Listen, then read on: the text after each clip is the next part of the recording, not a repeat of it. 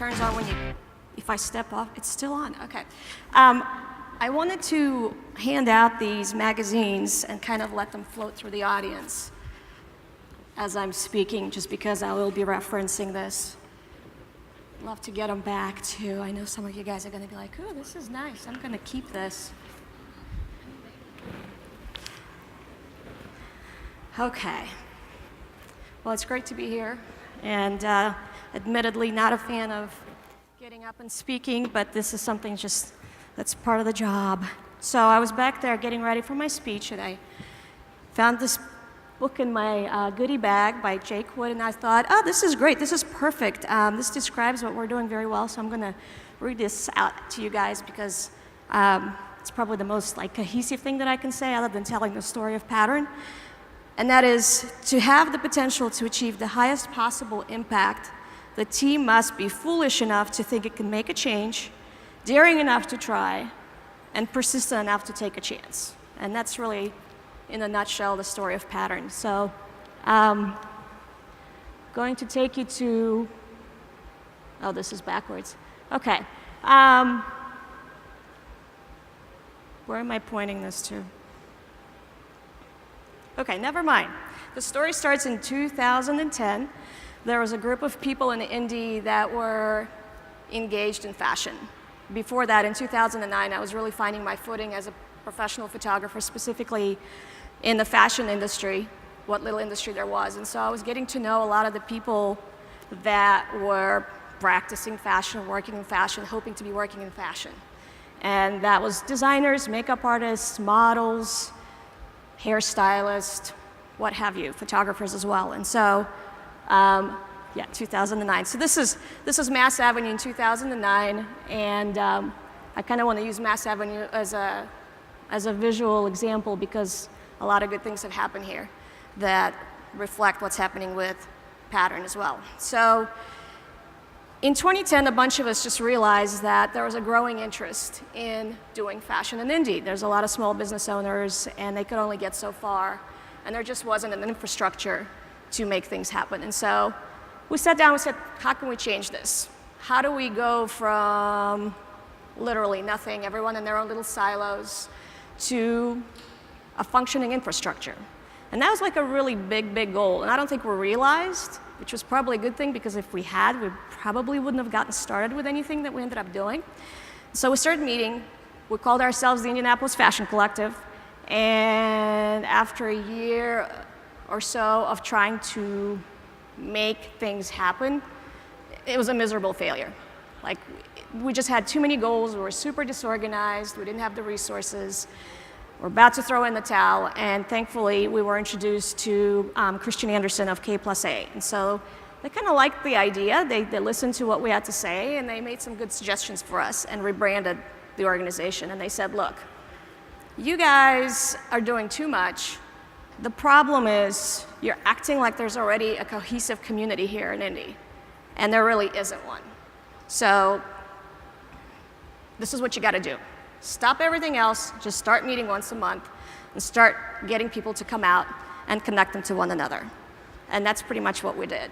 And that met with tremendous success. Actually, there was something, I was the State of the City address a couple of days ago, and Derek made an actually really great point when somebody asked him about how to engage millennials in cultural activities, like going to the theater or ballet. And his answer was, you know, the threshold is too high. It's super, super expensive for people to try something new. Millennials don't have that much money. And I was like, it clicked for me. I'm like, oh, this is why Pattern really took off, because we made our events free for everybody.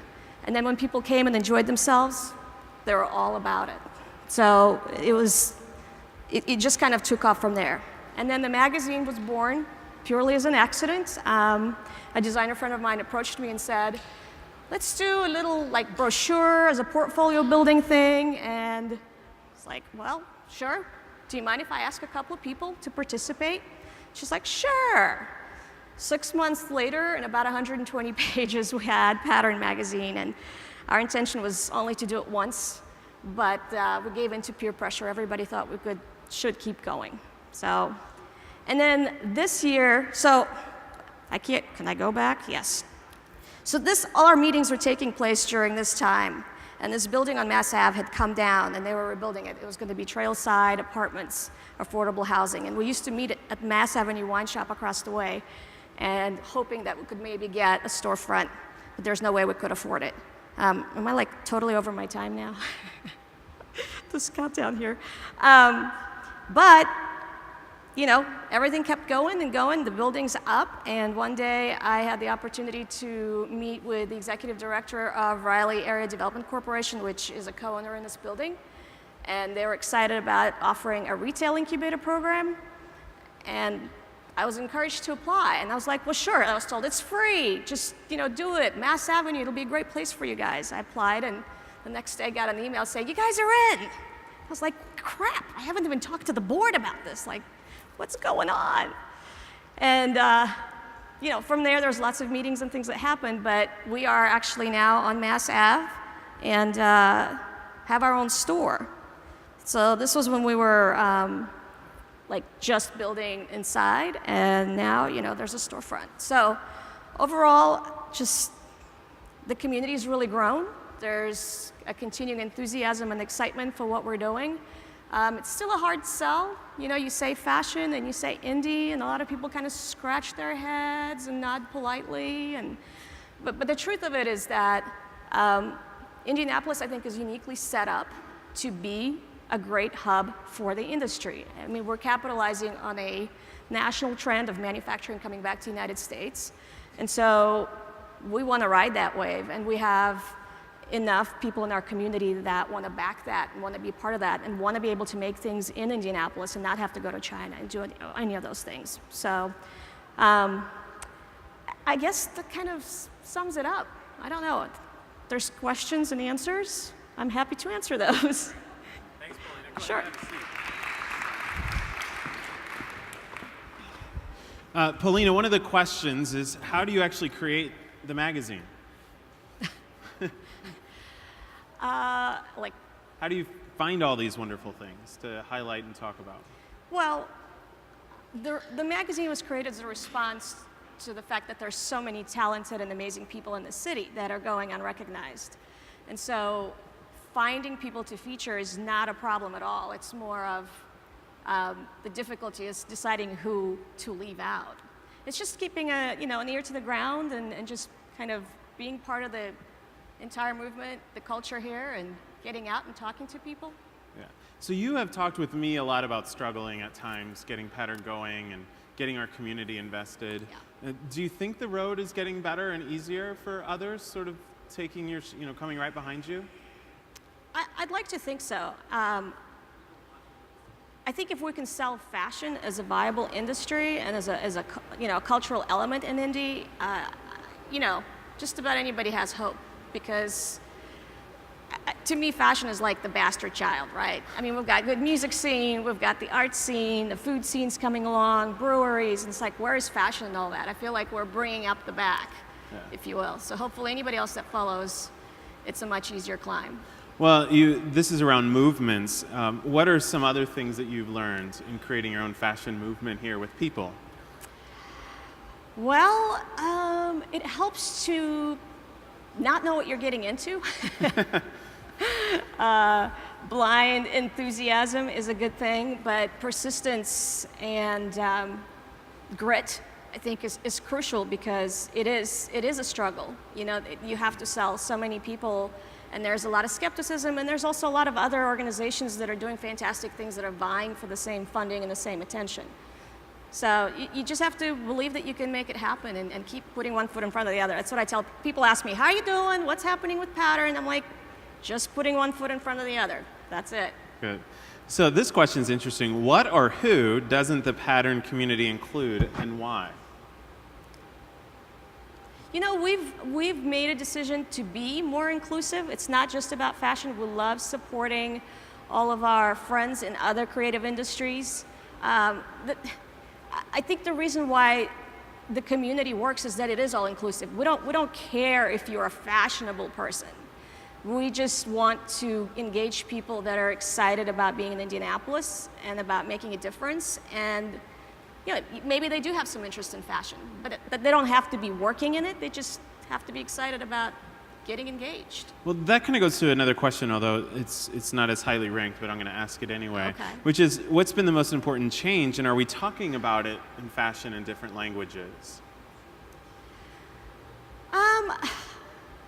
As far as like the fashion industry locally? Yeah. Well, there's definitely a growing recognition.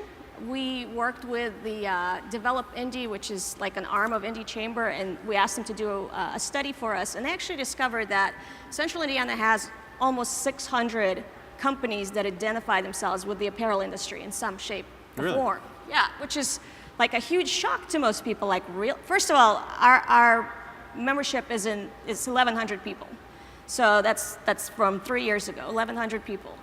But to know that there's actually a real industry and businesses that make apparel in different, or interact with it in some different forms is super exciting. I think that we're just bringing it all together. What's been lacking is a cohesiveness and a central hub where people can learn about being in the industry, and that's what Pattern's trying to change. Good. All right, last questions. Fashion seems elusive.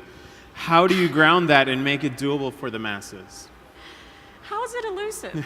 I just ask them. I don't know. Oh, okay. Well, I think fashion gets a bad rep, right? Because most people, when they hear the word fashion, they think, you know, high heels and, I don't know, a vacuous existence that revolves around what's in your closet, which is so not the case. I mean, it isn't here in Indy. I can't vouch for LA or New York, but for us, it was always about helping local small business owners do the work that they wanted to do and be creative and express themselves. So from that standpoint, we try to sell that really hard. I mean, it's hard because the community's grown and some of our events are big and new people come and they can be a little bit intimidated, but we're working super hard to make sure that everybody feels welcome, that it never has an air of exclusivity about it. Good. That we're not cliquey, none of those things. Excellent. Give Polina a round of applause, please. Thank you. Sure.